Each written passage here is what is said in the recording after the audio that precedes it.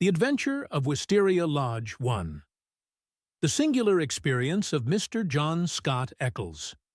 I find it recorded in my notebook that it was a bleak and windy day towards the end of March in the year 1892.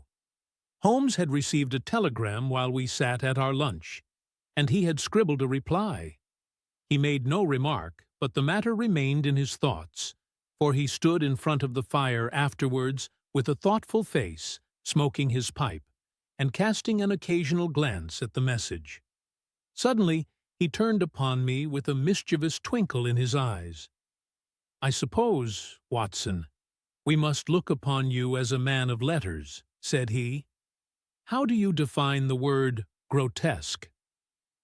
"Strange remarkable," I suggested. He shook his head at my definition.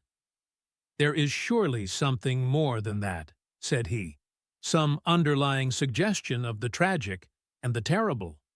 If you cast your mind back to some of those narratives with which you have afflicted a long-suffering public, you will recognize how often the grotesque has deepened into the criminal. Think of that little affair of the red-headed men. That was grotesque enough in the outset, and yet it ended in a desperate attempt at robbery. Or, again, there was that most grotesque affair of the 5 orange pips, which led straight to a murderous conspiracy. The word puts me on the alert." "Have you it there?" I asked. He read the telegram aloud. "Have just had most incredible and grotesque experience. May I consult you? Scott Eccles. Post Office, Charing Cross." "Man or woman?" I asked. "Oh, man, of course. No woman would ever send a reply-paid telegram. She would have come." "Will you see him?" "My dear Watson, you know how bored I have been since we locked up Colonel Carruthers. My mind is like a racing engine, tearing itself to pieces because it is not connected up with the work for which it was built. Life is commonplace. The papers are sterile. Audacity and romance seem to have passed forever from the criminal world. Can you ask me, then, whether I am ready to look into any new problem, however trivial it may prove? But here, unless I am mistaken, is our client." A measured step was heard upon the stairs, and a moment later, a stout, tall, gray-whiskered, and solemnly respectable person was ushered into the room. His life history was written in his heavy features and pompous manner. From his spats to his gold-rimmed spectacles, he was a conservative, a churchman, a good citizen, orthodox and conventional to the last degree. But some amazing experience had disturbed his native composure and left its traces in his bristling hair, his flushed, angry cheeks, and his flurried, excited manner. He plunged instantly into his business. "I have had a most singular and unpleasant experience, Mr. Holmes," said he. "Never in my life have I been placed in such a situation. It is most improper, most outrageous. I must insist upon some explanation." He swelled and puffed in his anger.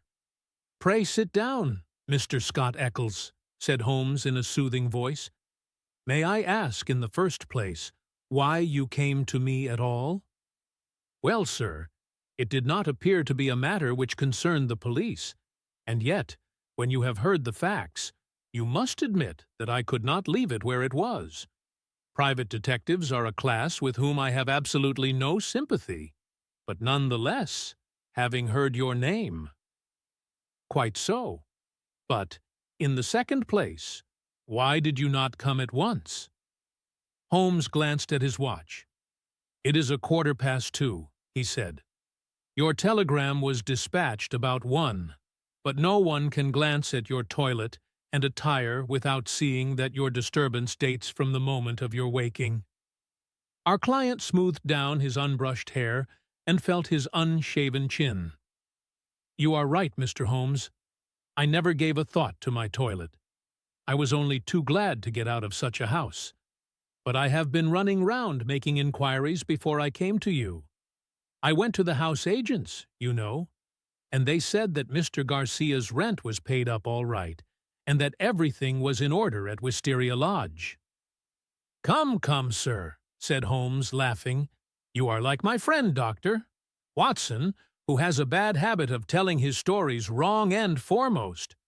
Please arrange your thoughts, and let me know in their due sequence exactly what those events are which have sent you out unbrushed and unkempt, with dress boots and waistcoat buttoned awry, in search of advice and assistance." Our client looked down with a rueful face at his own unconventional appearance. "I'm sure it must look very bad, Mr. Holmes, and I am not aware that in my whole life such a thing has ever happened before. But we'll tell you the whole queer business, and when I have done so you will admit, I am sure, that there has been enough to excuse me." But his narrative was nipped in the bud. There was a bustle outside, and Mrs. Hudson opened the door to usher in two robust and official-looking individuals, one of whom was well known to us as Inspector Gregson of Scotland Yard, an energetic, gallant, and, within his limitations, a capable officer. He shook hands with Holmes and introduced his comrade as Inspector Baines of the Surrey Constabulary. "We are hunting together, Mr. Holmes, and our trail lay in this direction." He turned his bulldog eyes upon our visitor. "Are you Mr. John Scott Eccles, of Popham House, Lee?" "I am. We have been following you about all the morning." "You traced him through the telegram, no doubt," said Holmes. "Exactly, Mr. Holmes. We picked up the scent at Charing Cross Post Office and came on here." "But why do you follow me? What do you want?" "We wish a statement, Mr. Scott Eccles, as to the events which led up to the death last night of Mr. Aloysius Garcia of Wisteria Lodge, near Esher." Our client had sat up with staring eyes, and every tinge of color struck from his astonished face. "Dead? Did you say he was dead?" "Yes, sir, he is dead." "But how? An accident?" "Murder, if ever there was one upon earth." "Good God! This is awful! You don't mean that I am suspected?" "A letter of yours was found in the dead man's pocket, and we know by it that you had planned to pass last night at his house." "So I did." "Oh, you did you?" Out came the official notebook. "Wait a bit, Gregson," said Sherlock Holmes. "All you desire is a plain statement, is it not? And it is my duty to warn Mr. Scott Eccles that it may be used against him. Mr. Eccles was going to tell us about it when you entered the room. I think, Watson, a brandy and soda would do him no harm. Now, sir, I suggest that you take no notice of this addition to your audience, and that you proceed with your narrative exactly as you would have done had you never been interrupted." Our visitor had gulped off the brandy, and the color had returned to his face. With a dubious glance at the inspector's notebook, he plunged at once into his extraordinary statement. "I am a bachelor," said he, "and being of a sociable turn, I cultivate a large number of friends. Among these are the family of a retired brewer called Melville, living at Albemarle Mansion, Kensington. It was at his table that I met some weeks ago a young fellow named Garcia. He was, I understood, of Spanish descent, and connected in some way with the embassy. He spoke perfect English, was pleasing in his manners, and as good-looking a man as ever I saw in my life. In some way, we struck up quite a friendship, this young fellow and I. He seemed to take a fancy to me from the first, and within 2 days of our meeting, he came to see me at Lee. One thing led to another, and it ended in his inviting me out to spend a few days at his house, Wisteria Lodge, between Esher and Oxshott. Yesterday evening, I went to Esher to fulfill this engagement. He had described his household to me before I went there. He lived with a faithful servant, a countryman of his own, who looked after all his needs. This fellow could speak English, and did his housekeeping for him. Then there was a wonderful cook, he said, a half-breed whom he had picked up in his travels, who could serve an excellent dinner. I remember that he remarked what a queer household it was to find in the heart of Surrey, and that I agreed with him, though it has proved a good deal queerer than I thought. I drove to the place, about 2 miles on the south side of Esher. The house was a fair-sized one, standing back from the road, with a curving drive which was banked with high evergreen shrubs. It was an old, tumble-down building, in a crazy state of disrepair. When the trap pulled up on the grass-grown drive in front of the blotched and weather-stained door, I had doubts as to my wisdom in visiting a man whom I knew so slightly. He opened the door himself, however, and greeted me with a great show of cordiality. I was handed over to the manservant, a melancholy, swarthy individual who led the way, my bag in his hand, to my bedroom.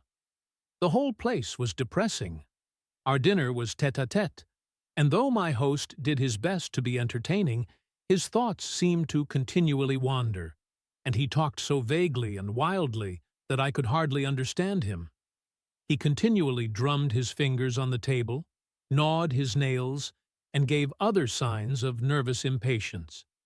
The dinner itself was neither well served nor well cooked, and the gloomy presence of the taciturn servant did not help to enliven us.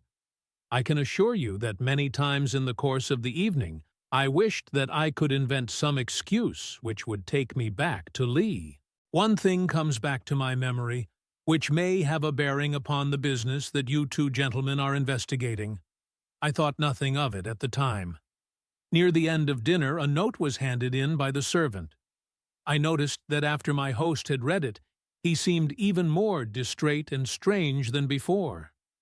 He gave up all pretense at conversation and sat, smoking endless cigarettes, lost in his own thoughts. But he made no remark as to the contents. About 11, I was glad to go to bed. Some time later, Garcia looked in at my door. The room was dark at the time, and asked me if I had rung. I said that I had not.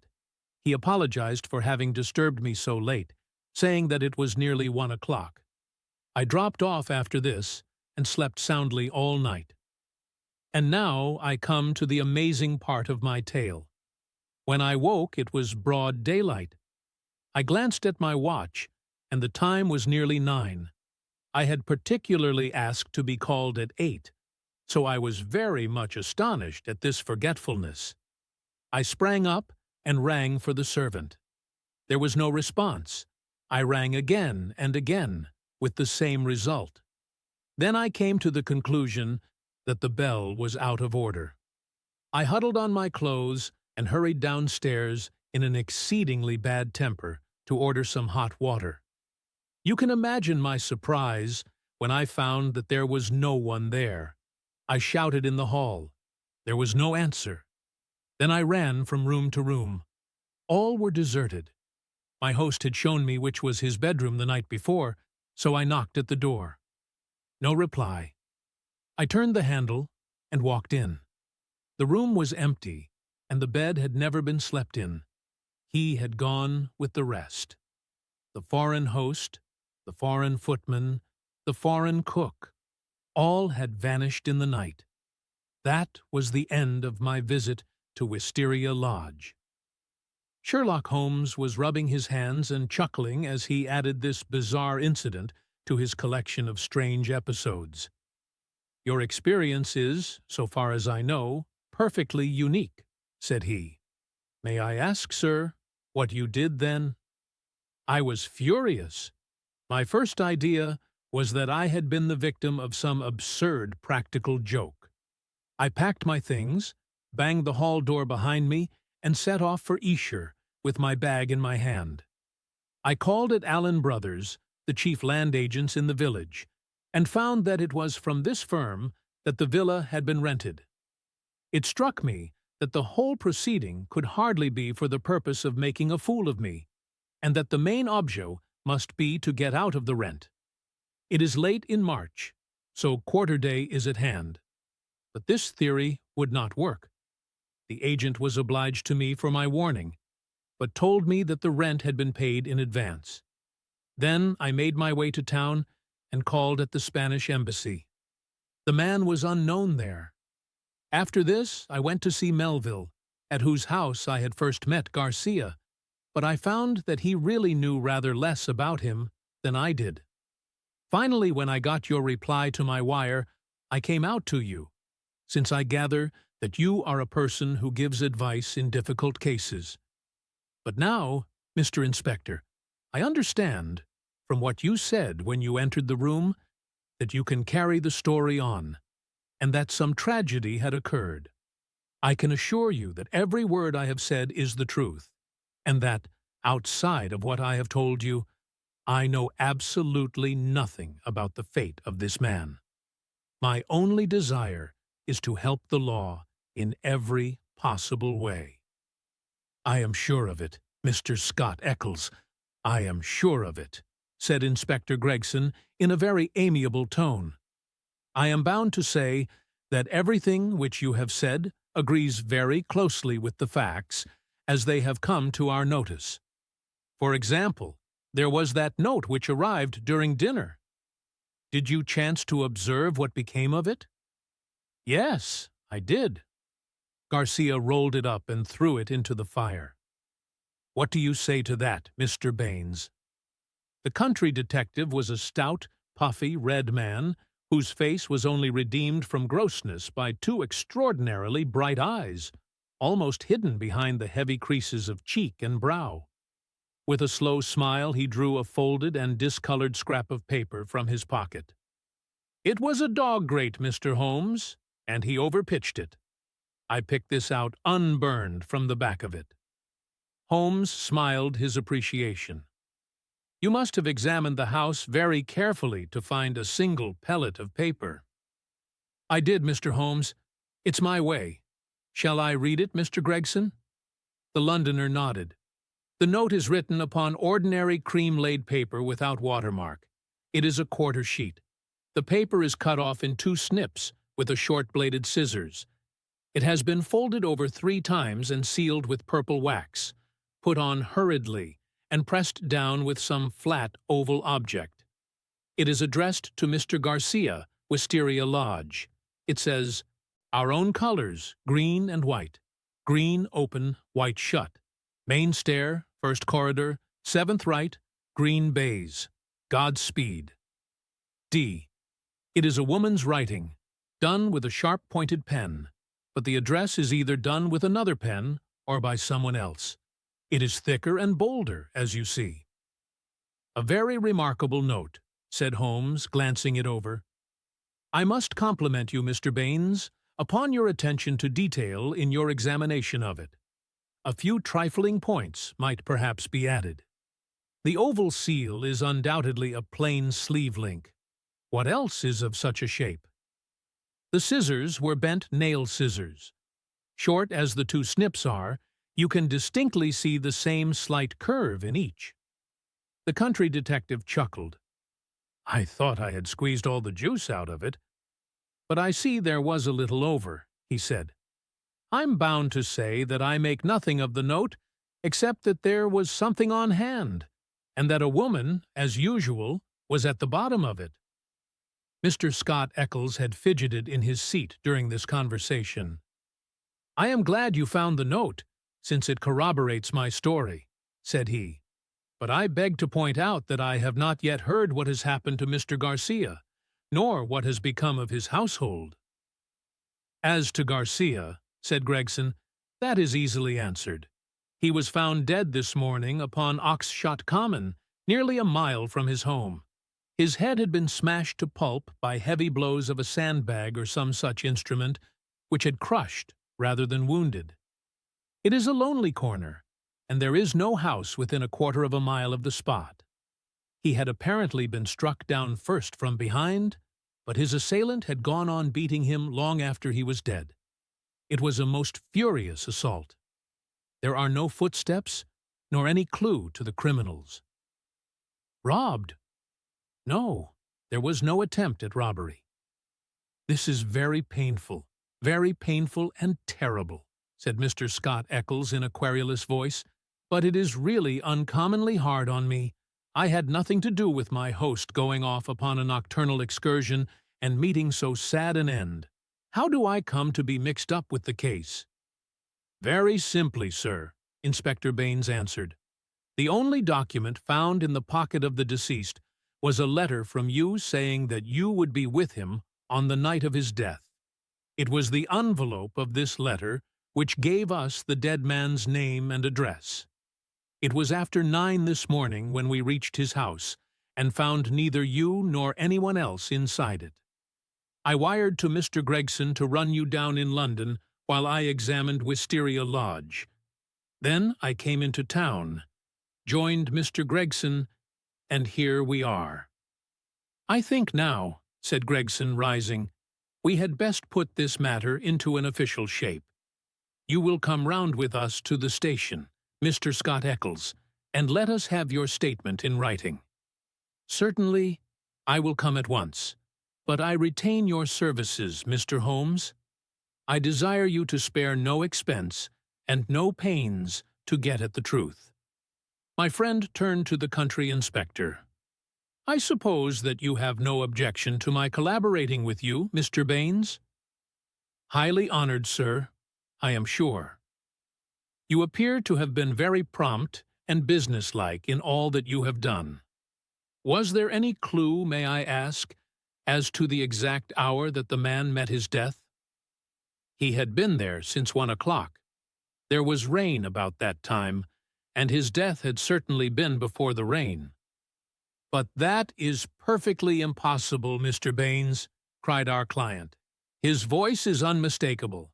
I could swear to it that it was he who addressed me in my bedroom at that very hour."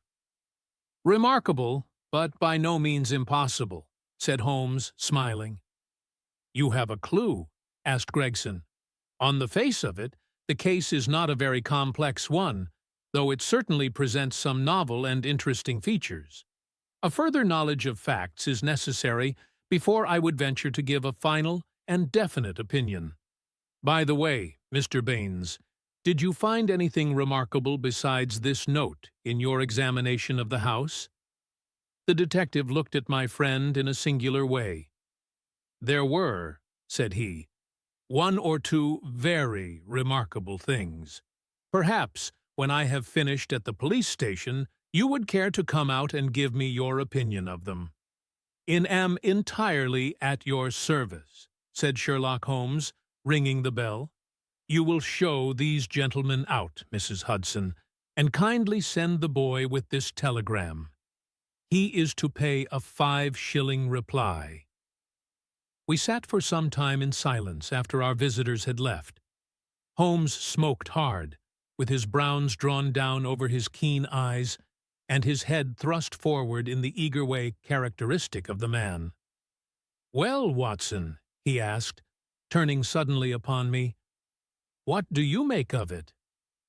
"I can make nothing of this mystification of Scott Eccles." "But the crime?" "Well, taken with the disappearance of the man's companions, I should say that they were in some way concerned in the murder and had fled from justice." "That is certainly a possible point of view. On the face of it, you must admit, however, that it is very strange that his 2 servants should have been in a conspiracy against him, and should have attacked him on the one night when he had a guest. They had him alone at their mercy every other night in the week." "Then why did they fly?" "Quite so.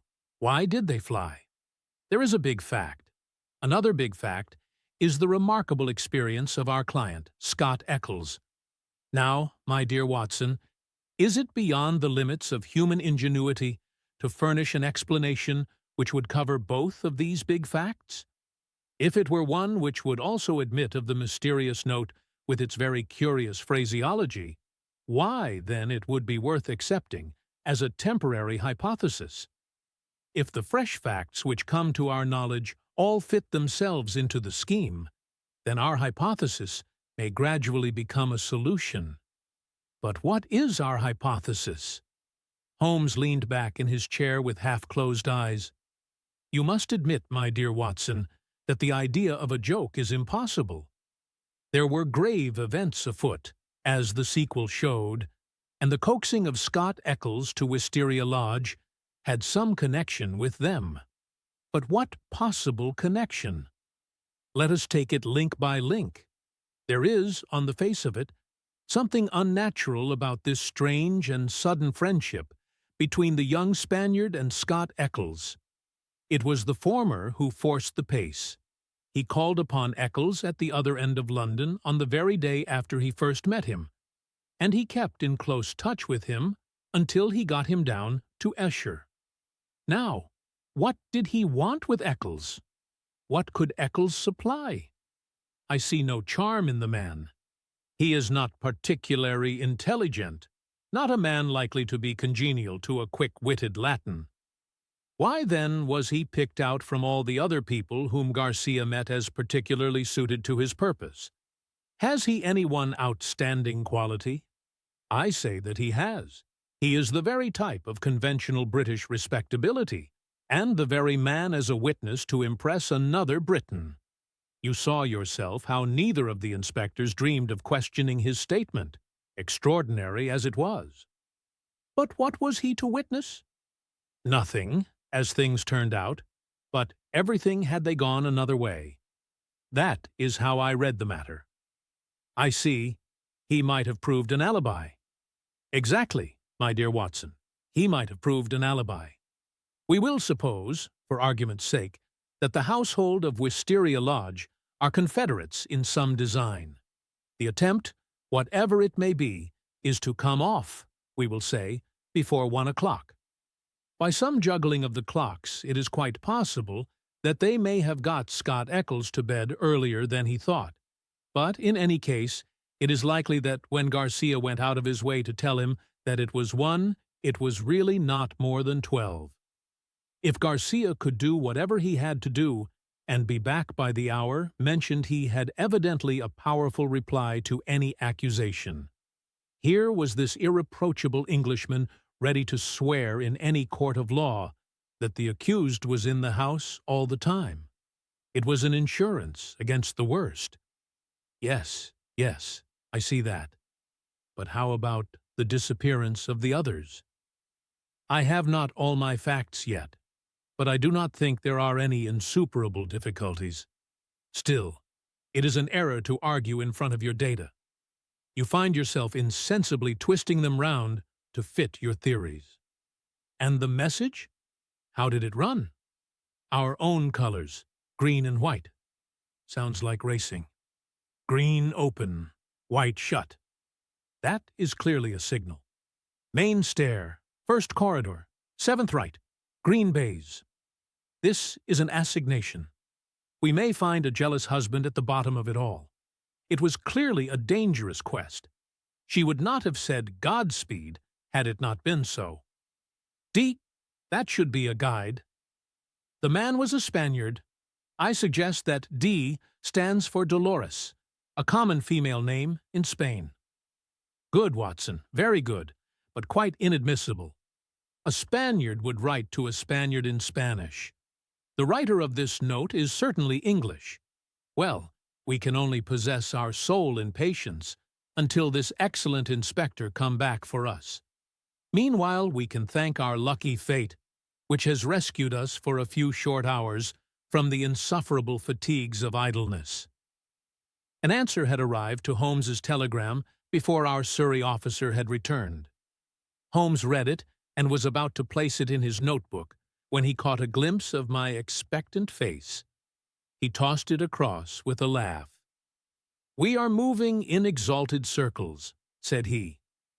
The telegram was a list of names and addresses: Lord Harringby, the Dingle, Sir George Folliot, Oxshott Towers, Mr. Hines, J.P., Purdley Place, Mr. James Baker Williams, Forton Old Hall, Mr. Henderson, High Gable, Reverend Joshua Stone, Nether Walsling. "This is a very obvious way of limiting our field of operations," said Holmes. "No doubt Baines, with his methodical mind, has already adopted some similar plan." "I don't quite understand." "Well, my dear fellow, we have already arrived at the conclusion that the massage received by Garcia at dinner was an appointment or an assignation. Now, if the obvious reading of it is correct, and in order to keep the tryst, one has to ascend a main stair and seek the seventh door in a corridor, it is perfectly clear that the house is a very large one. It is equally certain that this house cannot be more than a mile or two from Oxshott, since Garcia was walking in that direction and hoped, according to my reading of the facts, to be back in Wisteria Lodge in time to avail himself of an alibi, which would only be valid up to 1 o'clock. As the number of large houses close to Oxshott must be limited, I adopted the obvious method of sending to the agents mentioned by Scott Eccles and obtaining a list of them. Here they are in this telegram, and the other end of our tangled skein must lie among them. It was nearly 6 o'clock before we found ourselves in the pretty Surrey village of Esher, with Inspector Baines as our companion. Holmes and I had taken things for the night, and found comfortable quarters at the Bull. Finally, we set out in the company of the detective on our visit to Wisteria Lodge. It was a cold, dark March evening, with a sharp wind and a fine rain beating upon our faces, a fit setting for the wild common over which our road passed, and the tragic goal to which it led us. 2. The Tiger of San Pedro. A cold and melancholy walk of a couple of miles brought us to a high wooden gate, which opened into a gloomy avenue of chestnuts. The curved and shadowed drive led us to a low, dark house, pitch black against a slate-colored sky. From the front window upon the left of the door, there peeped a glimmer of a feeble light. "There's a constable in possession," said Baines. "I'll knock at the window." He stepped across the grass plot and tapped with his hand on the pane. Through the fogged glass, I dimly saw a man spring up from a chair beside the fire, and heard a sharp cry from within the room. An instant later, a white-faced, hard-breathing policeman had opened the door, the candle wavering in his trembling hand. "What's the matter, Walters?" asked Baines sharply. The man mopped his forehead with his handkerchief, and gave a long sigh of relief. "I am glad you have come, sir. It has been a long evening, and I don't think my nerve is as good as it was." "Your nerve, Walters? I should not have thought you had a nerve in your body." "Well, sir, it's this lonely, silent house and the queer thing in the kitchen. Then, when you tapped at the window, I thought it had come again." "That what had come again?" "The devil, sir, for all I know. It was at the window." "What was at the window, and when?" "It was just about 2 hours ago. The light was just fading. I was sitting reading in the chair. I don't know what made me look up, but there was a face looking in at me through the lower pane. Lord, sir, what a face it was! I'll see it in my dreams." "Tut, tut, Walters. This is not talk for a police constable." "I know, sir, I know. But it shook me, sir. And there's no use to deny it.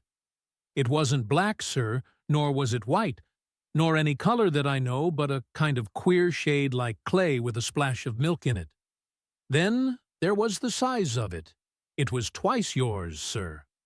And the look of it, the great staring goggle eyes, and the line of white teeth like a hungry beast. I tell you, sir, I couldn't move a finger, nor get my breath, till it whisked away and was gone.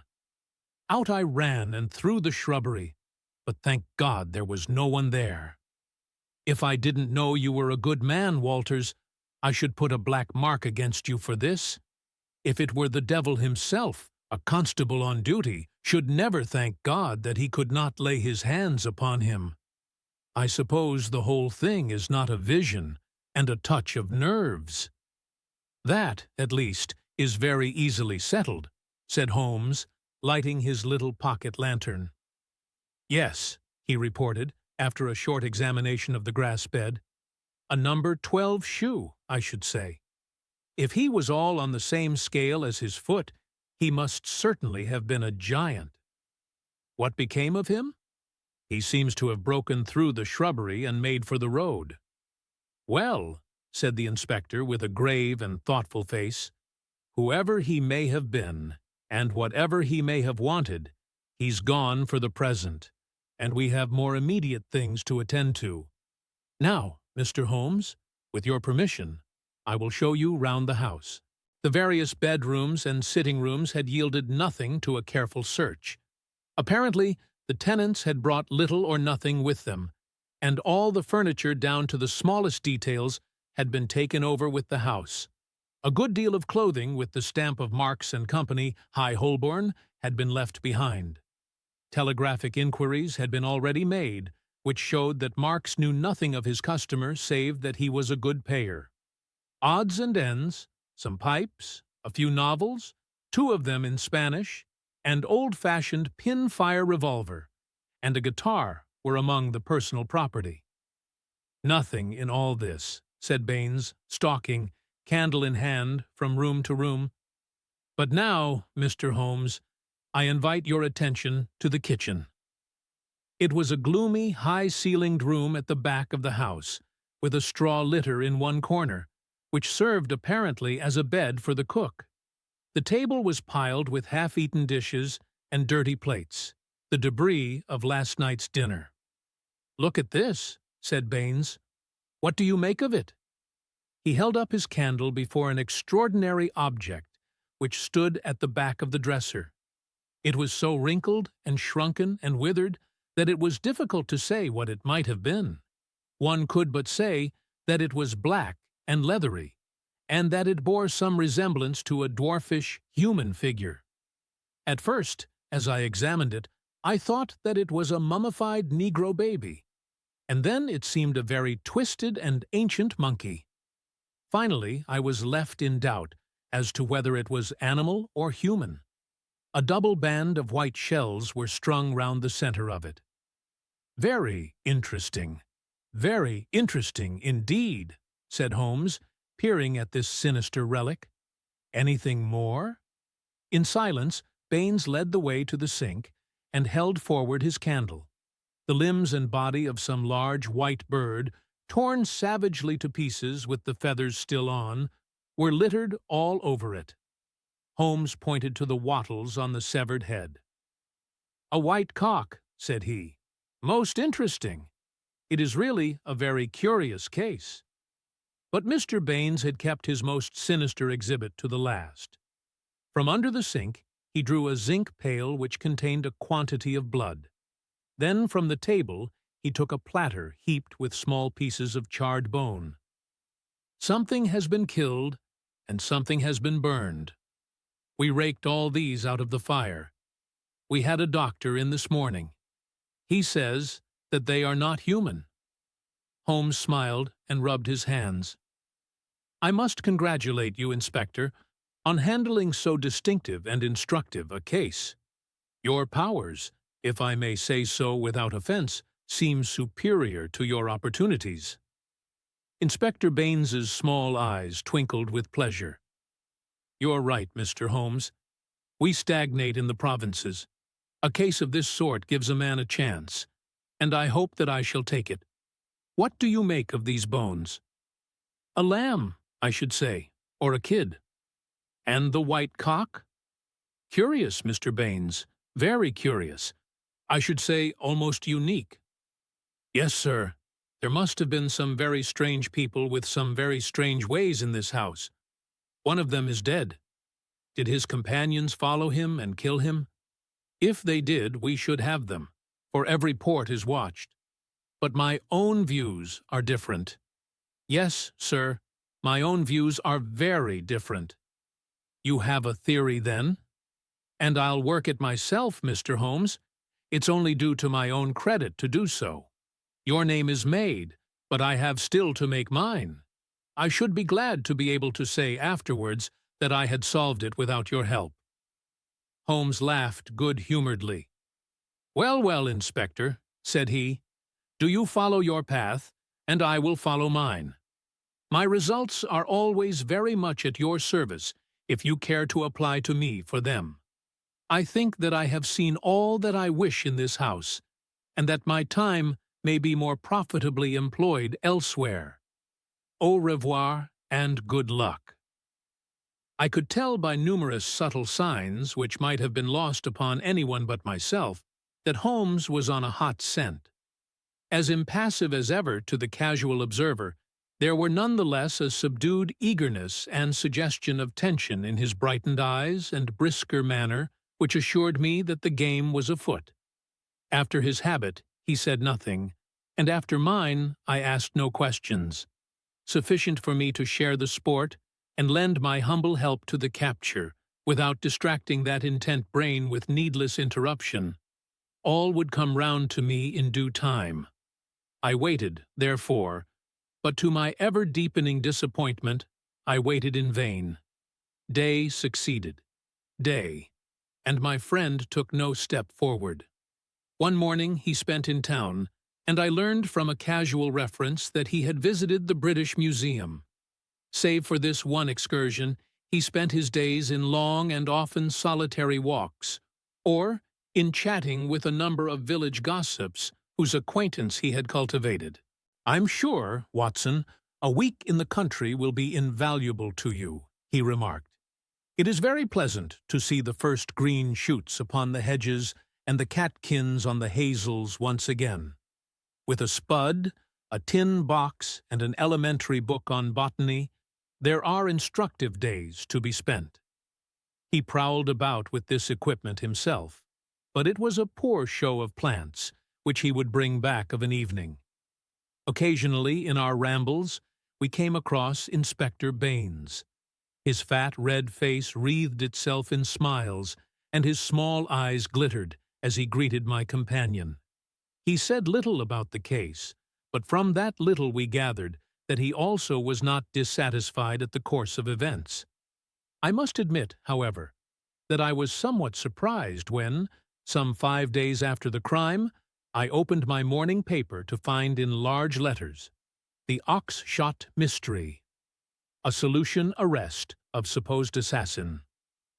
Holmes sprang in his chair, as if he had been stung when I read the headlines. "By Jove!" he cried. "You don't mean that Baines has got him?" "Apparently," said I, as I read the following report. Great excitement was caused in Esher and the neighboring district when it was learned late last night that an arrest had been effected in connection with the Oxshott murder. It will be remembered that Mr. Garcia, of Wisteria Lodge, was found dead on Oxshott Common, his body showing signs of extreme violence, and that on the same night his servant and his cook fled, which appeared to show their participation in the crime. It was suggested, but never proved, that the deceased gentlemen may have had valuables in the house, and that their abstraction was the motive of the crime. Every effort was made by Inspector Baines, who has the case in hand, to ascertain the hiding place of the fugitives, and he had good reason to believe that they had not gone far, but were lurking in some retreat, which had been already prepared. It was certain from the first, however, that they would eventually be detected, as the cook, from the evidence of 1 or 2 tradespeople who have caught a glimpse of him through the window, was a man of most remarkable appearance, being a huge and hideous mulatto, with yellowish features of a pronounced negroid type. This man has been seen since the crime, for he was detected and pursued by Constable Walters on the same evening, when he had the audacity to revisit Wisteria Lodge. Inspector Baines, considering that such a visit must have some purpose in view, and was likely therefore to be repeated, abandoned the house, but left an ambuscade in the shrubbery. The man walked into the trap, and was captured last night after a struggle in which Constable Downing was badly bitten by the savage. We understand that when the prison is brought before the magistrates, a remand will be applied for by the police, and that great developments are hoped from his capture. "Really, we must see Baines at once," cried Holmes, picking up his hat. "We will just catch him before he starts." We hurried down the village street, and found, as we had expected, that the inspector was just leaving his lodgings. "You've seen the paper, Mr. Holmes?" he asked, holding one out to us. "Yes, Baines, I've seen it." Pray don't think it a liberty if I give you a word of friendly warning. Of warning, Mr. Holmes? I have looked into this case with some care, and I am not convinced that you are on the right lines. I don't want you to commit yourself too far, unless you are sure. You're very kind, Mr. Holmes. I assure you, I speak for your good. It seemed to me that something like a wink quivered for an instant over one of Mr. Baines's tiny eyes. We agreed to work on our own lines, Mr. Holmes. That's what I am doing.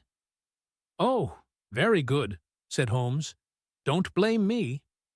No, sir, I believe you mean well by me.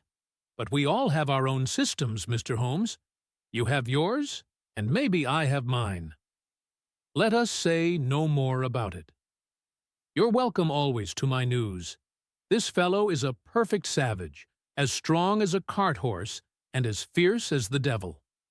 He chewed Downing's thumb nearly off before they could master him.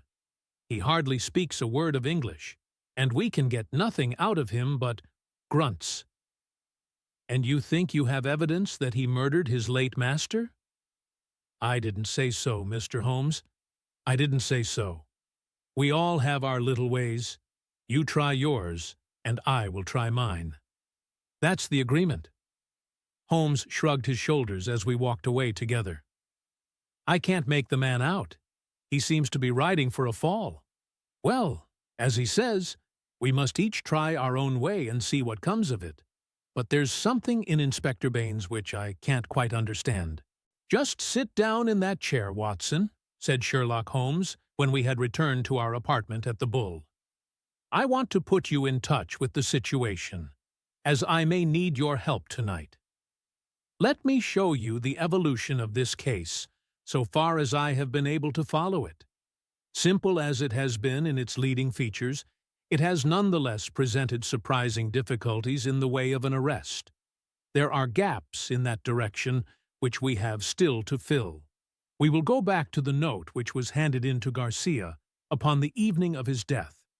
We may put aside this idea of Baines's that Garcia's servants were concerned in the matter. The proof of this lies in the fact that it was he who had arranged for the presence of Scott Eccles, which could only have been done for the purpose of an alibi. It was Garcia, then, who had an enterprise, and apparently a criminal enterprise, in hand that night, in the course of which he met his death. I say criminal, because only a man with a criminal enterprise desires to establish an alibi. Who, then, is most likely to have taken his life? Surely the person against whom the criminal enterprise was directed. So far, it seems to me that we are on safe ground. We can now see a reason for the disappearance of Garcia's household. They were all confederates in the same unknown crime. If it came off when Garcia returned, any possible suspicion would be warded off by the Englishman's evidence, and all would be well. But the attempt was a dangerous one, and if Garcia did not return by a certain hour, it was probable that his own life had been sacrificed. It had been arranged, therefore, that in such a case, his two subordinates were to make for some prearranged spot where they could escape investigation and be in a position afterwards to renew their attempt. That would fully explain the facts, would it not? The whole inexplicable tangle seemed to straighten out before me. I wondered, as I always did, how it had not been obvious to me before. But why should one servant return? We can imagine that in the confusion of flight, something precious, something which he could not bear to part with, had been left behind. That would explain his persistence, would it not? Well, what is the next step?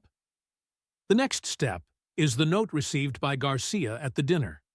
It indicates a confederate at the other end. Now, where was the other end? I have already shown you that it could only lie in some large house, and that the number of large houses is limited.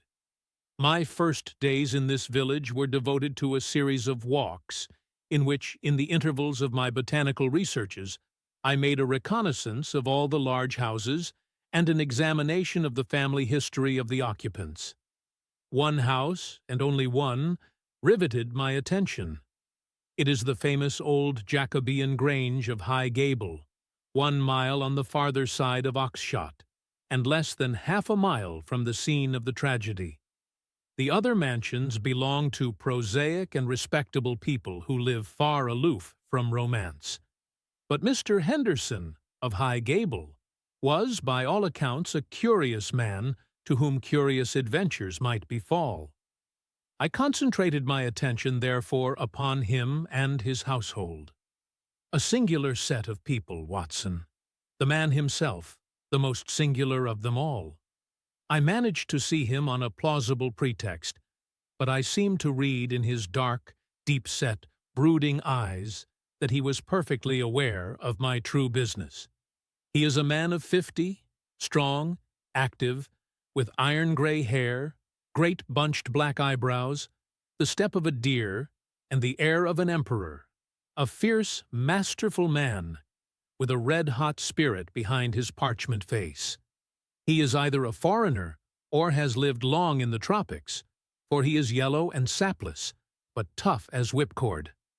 His friend and secretary, Mr. Lucas, is undoubtedly a foreigner, chocolate brown, wily, suave, and cat-like, with a poisonous gentleness of speech. You see, Watson, we have come already upon 2 sets of foreigners, one at Wisteria Lodge and one at High Gable, so our gaps are beginning to close. These 2 men, close and confidential friends, are the center of the household. But there is one other person who, for our immediate purpose, may be even more important.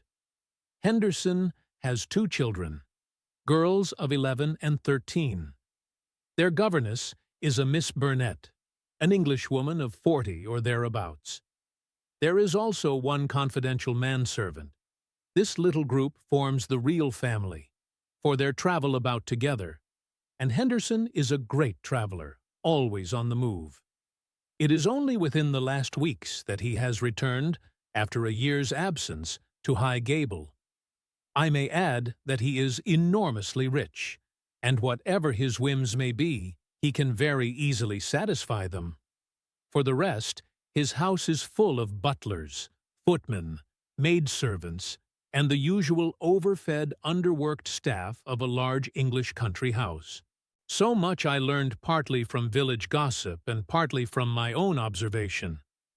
There are no better instruments than discharged servants with a grievance, and I was lucky enough to find one. I call it luck, but it would not have come my way had I not been looking out for it. As Baines remarks, we all have our systems. It was my system which enabled me to find John Warner, late gardener of High Gable, sacked in a moment of temper by his imperious employer. He in turn had friends among the indoor servants who unite in their fear and dislike of their master. So I had my key to the secrets of the establishment. Curious people, Watson. I don't pretend to understand it all yet, but very curious people anyway. It's a double-winged house, and the servants live on one side, the family on the other. There's no link between the 2 save for Henderson's own servant, who serves the family's meals. Everything is carried to a certain door, which forms the one connection. Governess and children hardly go out at all, except into the garden. Henderson never by any chance walks alone. His dark secretary is like his shadow. The gossip among the servants is that their master is terribly afraid of something. "Sold his soul to the devil in exchange for money," says Warner, and expects his creditor to come up and claim his own. Where they came from, or who they are, nobody has an idea. They are very violent. Twice Henderson has lashed at folk with his dog whip, and only his long purse and heavy compensation have kept him out of the courts. Well, now, Watson, let us judge the situation by this new information. We may take it that the letter came out of this strange household and was an invitation to Garcia to carry out some attempt which had already been planned. Who wrote the note? It was someone within the citadel, and it was a woman. Who then but Miss Burnett, the governess? All our reasoning seems to point that way. At any rate, we may take it as a hypothesis and see what consequences it would entail. I may add that Miss Burnett's age and character make it certain that my first idea that there might be a love interest in our story is out of the question. If she wrote the note, she was presumably the friend and confederate of Garcia.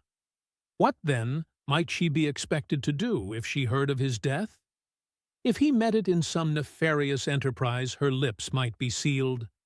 Still, in her heart, she must retain bitterness and hatred against those who had killed him and would presumably help so far as she could to have revenge upon them. Could we see her then and try to use her? That was my first thought. But now we come to a sinister fact. Miss Burnett has not been seen by any human eye since the night of the murder. From that evening, she has utterly vanished. Is she alive? Has she perhaps met her end on the same night as the friend whom she had summoned? Or is she merely a prisoner? There is the point which we still have to decide. You will appreciate the difficulty of the situation, Watson. There is nothing upon which we can apply for a warrant. Our whole scheme might seem fantastic if laid before a magistrate. The woman's disappearance counts for nothing, since in that extraordinary household any member of it might be invisible for a week. And yet she may, at the present moment, be in danger of her life. All I can do is to watch the house and leave my agent, Warner, on guard at the gates. We can't let such a situation continue. If the law can do nothing, we must take the risk ourselves. What do you suggest? I know which is her room. It is accessible from the top of an outhouse. My suggestion is that you and I go tonight and see if we can strike at the very heart of the mystery. It was not, I must confess, a very alluring prospect. The old house with its atmosphere of murder, the singular and formidable inhabitants, the unknown dangers of the approach, and the fact that we were putting ourselves legally in a false position all combined to damp my ardor. But there was something in the ice-cold reasoning of Holmes which made it impossible to shrink from any adventure which he might recommend. One knew that thus, and only thus, could a solution be found. I clasped his hand in silence, and the die was cast. But it was not destined that our investigation should have so adventurous an ending. It was about 5 o'clock, and the shadows of the March evening were beginning to fall, when an excited rustic rushed into our room. "They've gone, Mr. Holmes. They went by the last train. The lady broke away, and I've got her in a cab downstairs." "Excellent, Warner!" cried Holmes, springing to his feet. "Watson, the gaps are closing rapidly." In the cab was a woman, half collapsed from nervous exhaustion. She bore upon her aquiline and emaciated face the traces of some recent tragedy. Her head hung listlessly upon her breast, but as she raised it and turned her dull eyes upon us, I saw that her pupils were dark dots in the center of the broad gray iris. She was drugged with opium. "I watched at the gate, same as you advised, Mr. Holmes," said our emissary, the discharged gardener. "When the carriage came out, I followed it to the station. She was like one walking in her sleep, but when they tried to get her into the train, she came to life and struggled. They pushed her into the carriage. She fought her way out again. I took her part, got her into a cab, and here we are. I shan't forget the face at the carriage window as I led her away. I'd have a short life if he had his way. The black-eyed, scowling, yellow devil." We carried her upstairs, laid her on the sofa, and a couple of cups of the strongest coffee soon cleared her brain from the mists of the drug.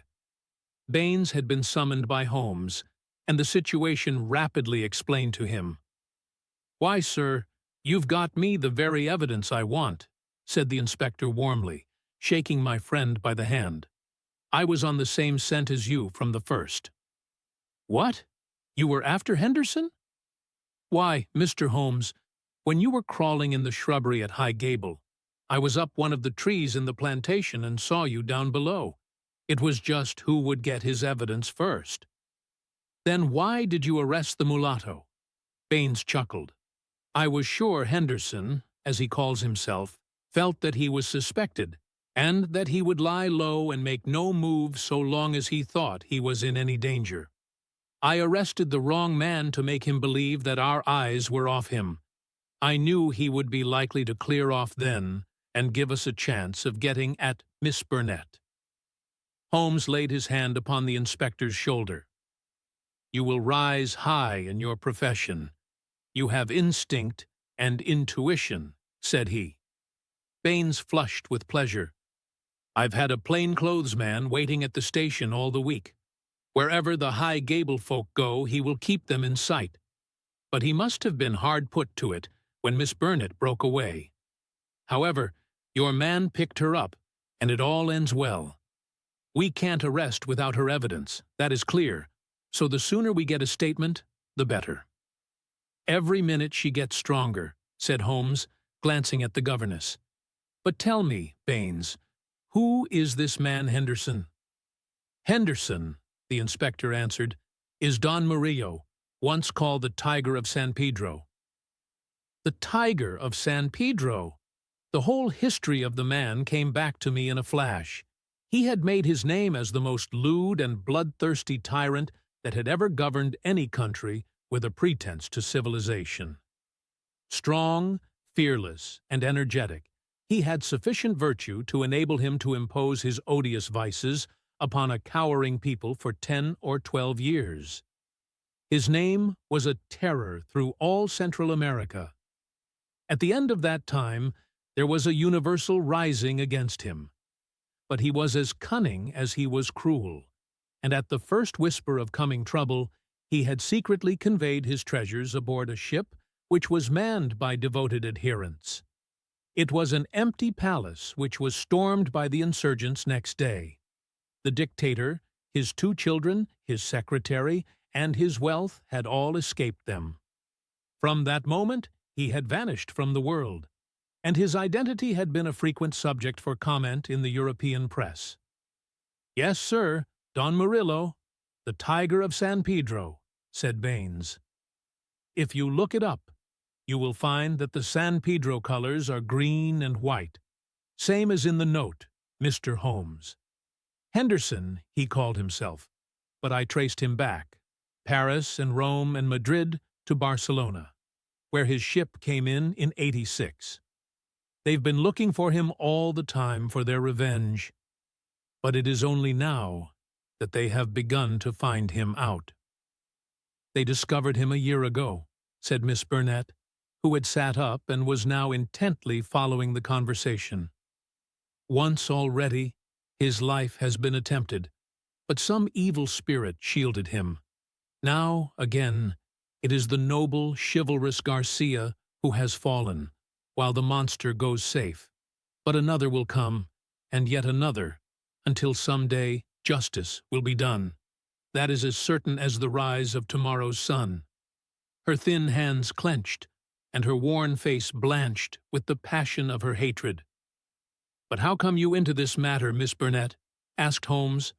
"How can an English lady join in such a murderous affair?" "I join in it because there is no other way in the world by which justice can be gained. What does the law of England care for the rivers of blood shed years ago in San Pedro, or for the shipload of treasure which this man has stolen? To you they are like crimes committed in some other planet. But we know. We have learned the truth in sorrow and in suffering. To us, there is no fiend in hell like Juan Murillo, and no peace in life while his victims still cry for vengeance." "No doubt," said Holmes. "He was, as you say. I have heard that he was atrocious. But how are you affected?" "I will tell you it all. This villain's policy was to murder, On one pretext or another, every man who showed such promise that he might in time come to be a dangerous rival. My husband, yes, my real name is Signora Victor Durando, was the San Pedro minister in London. He met me and married me there. A nobler man never lived upon earth.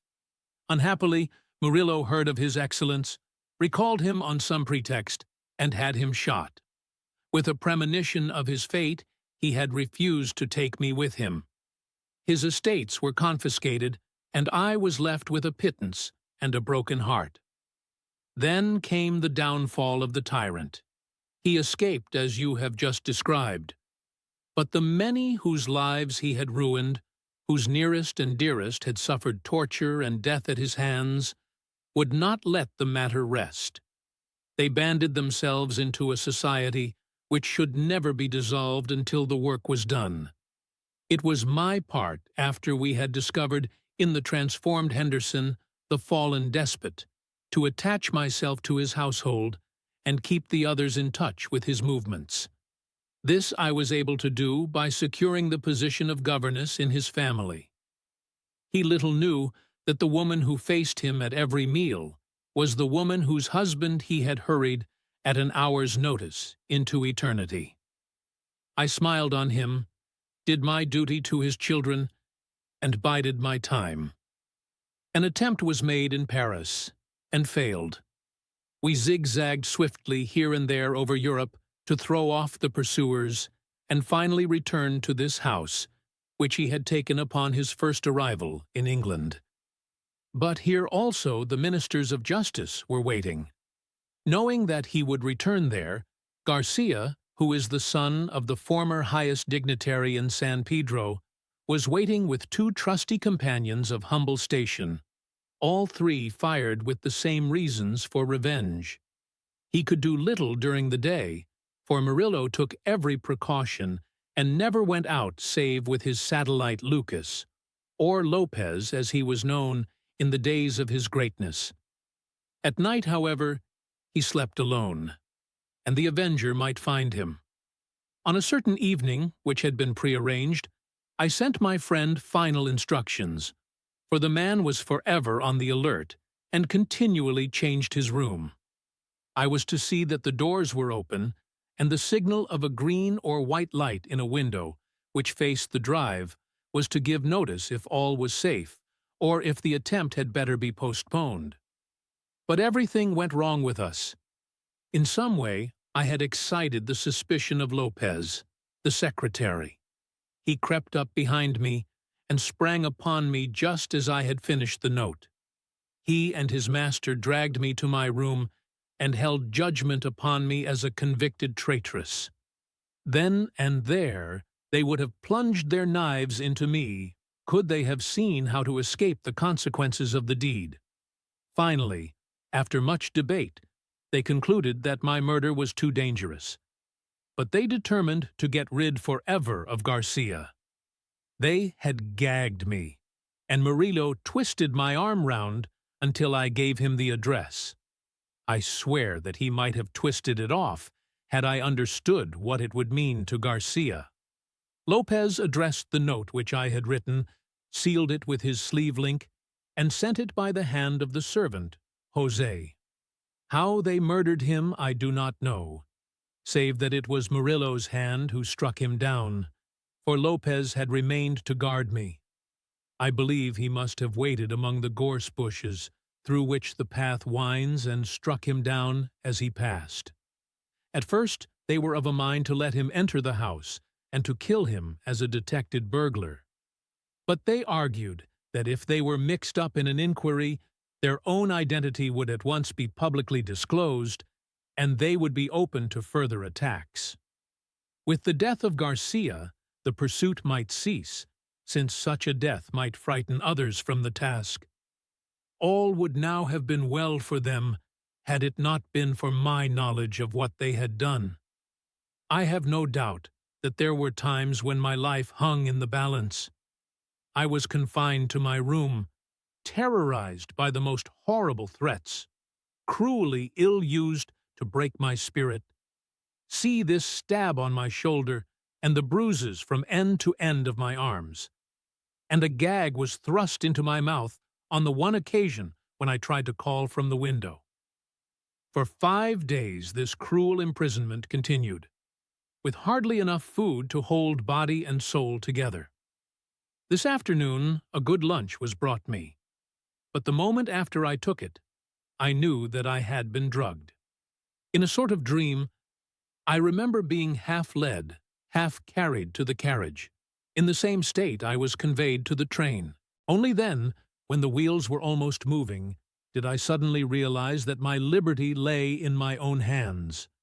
I sprang out. They tried to drag me back, and had it not been for the help of this good man who led me to the cab, I should never have broken away. Now, thank God, I am beyond their power forever." We had all listened intently to this remarkable statement. It was Holmes who broke the silence. "Our difficulties are not over," he remarked, shaking his head. "Our police work ends, but our legal work begins." "Exactly," said I. "A plausible lawyer could make it out as an act of self-defense. There may be 100 crimes in the background, but it is only on this one that they can be tried." "Come, come," said Baines cheerily. "I think better of the law than that. Self-defense is one thing. To entice a man in cold blood with the object of murdering him is another, whatever danger you may fear from him. No, no, we shall all be justified when we see the tenants of High Gable at the next Guildford Assizes. It is a matter of history, however, that a little time was still to elapse before the Tiger of San Pedro should meet with his deserts. Wily and bold, he and his companion threw their pursuer off their track by entering a lodging-house in Edmonton Street and leaving by the back gate into Curzon Square. From that day, they were seen no more in England. Some 6 months afterwards, the Marquess of Montalva and Signor Rulli, his secretary, were both murdered in their rooms at the Hotel Escurial at Madrid. The crime was ascribed to nihilism, and the murderers were never arrested. Inspector Baines visited us at Baker Street with a printed description of the dark face of the secretary, and of the masterful features, the magnetic black eyes, and the tufted brows of his master. We could not doubt that justice, if belated, had come at last. "A chaotic case, my dear Watson," said Holmes over an evening pipe. "It will not be possible for you to present in that compact form, which is dear to your heart. It covers 2 continents, concerns 2 groups of mysterious persons, and is further complicated by the highly respectable presence of our friend, Scott Eccles, whose inclusion shows me that the deceased Garcia had a scheming mind and a well-developed instinct of self-preservation. It is remarkable only for the fact that amid a perfect jungle of possibilities, we, with our worthy collaborator, the inspector, have kept our close hold on the essentials, and so been guided along the crooked and winding path. Is there any point which is not quite clear to you? The object of the mulatto cook's return. I think that the strange creature in the kitchen may account for it. The man was a primitive savage from the backwoods of San Pedro, and this was his fetish. When his companion and he had fled to some prearranged retreat, already occupied, no doubt, by a confederate, the companion had persuaded him to leave so compromising an article of furniture. But the mulatto's heart was with it, and he was driven back to it next day, when, on reconnoitering through the window, he found Policeman Walters in possession. He waited 3 days longer, and then his piety or his superstition drove him to try once more. Inspector Baines, who, with his usual astuteness, had minimized the incident before me, had really recognized its importance and had left a trap into which the creature walked. Any other point, Watson? The torn bird, the pail of blood, the charred bones, all the mystery of that weird kitchen? Holmes smiled as he turned up an entry in his notebook. I spent a morning in the British Museum reading up on that, and other points. Here is a quotation from Eckermann's Voodooism and the Negroid Religions. The true voodoo worshipper attempts nothing of importance without certain sacrifices which are intended to propitiate his unclean gods. In extreme cases, these rites take the form of human sacrifices followed by cannibalism. The more usual victims are a white cock, which is plucked in pieces alive, or a black goat, whose throat is cut and body burned. So you see, our savage friend was very orthodox in his ritual. It is grotesque, Watson, Holmes added, as he slowly fastened his notebook. But, as I have had occasion to remark, there is but one step from the grotesque to the horrible.